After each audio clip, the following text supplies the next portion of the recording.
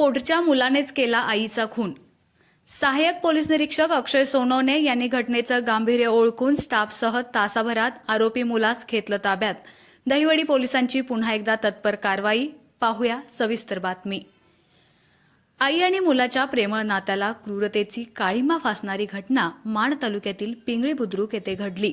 विशाल आनंदराव जाधव वय वर्ष 34 हा रोज दारू पिऊन घरी यायचा. शुक्रवारी रात्री देखील तो दारू पिऊनच घरी आला होता. 9:15 वाजण्याच्या सुमारास त्याने घरी येऊन आईला जेवायला मागितलं. आई त्यावेळी झोपली होती, म्हणून आईने त्याला हाताने घेऊन खा असं सांगितलं. आई असं म्हणताच डोक्यात नशा असलेल्या त्याने आईसोबत भांडायला सुरुवात केली. यावेळी झालेल्या वादात त्याच्या मस्तकाच्या नसानसात दारू पूर्णपणे भिनली होती. त्यामुळे त्याने जन्मदात्या आईवर हात उचलण्याचं धाडस केलं. घरात असलेला पाण्याचा हंडा घेऊन आईच्या डोक्यावर त्यानं जोरदार सलग प्रहार केले. प्रहार एवढे जबरदस्त होते की त्यात जन्मदात्रीच्या डोक्याला गंभीर इजा झाली. हा प्रकार दहिवडी पोलिसांना कळताच सहाय्यक पोलीस निरीक्षक अक्षय सोनवणे यांनी आपल्या सहकाऱ्यांसह तात्काळ घटनास्थळी धाव घेतली. त्यांनी गंभीर जखमी झालेल्या संगीता आनंदराव जाधव वय वर्ष 48 यांना दहिवडी येथील ग्रामीण रुग्णालयात उपचारार्थ दाखल केलं.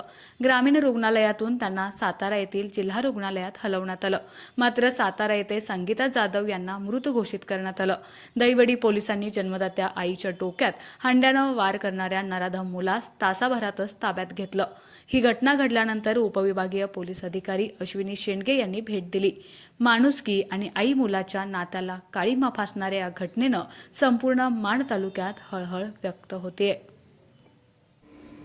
नमस्कार, मी सहाय्यक पोलीस निरीक्षक अक्षय सोनवणे, दहिवडी पोलीस स्टेशन.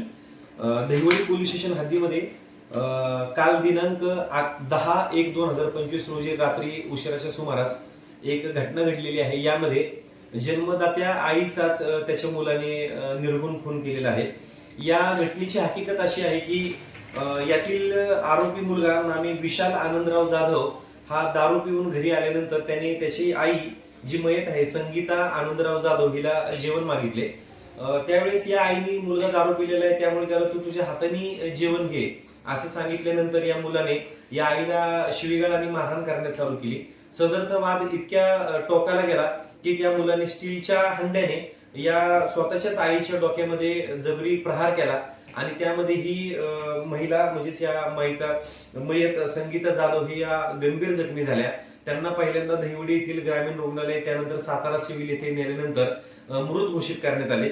या अनुषंगाने दहिवडी पोलीस ठाण्यामध्ये खुनाचा गुन्हा दाखल करण्यात आलेला आहे. यातील जो संशयित आरोपी आहे विशाल आनंदराव जाधव हा याने गुन्हा केल्यानंतर तो लपून बसलेला होता.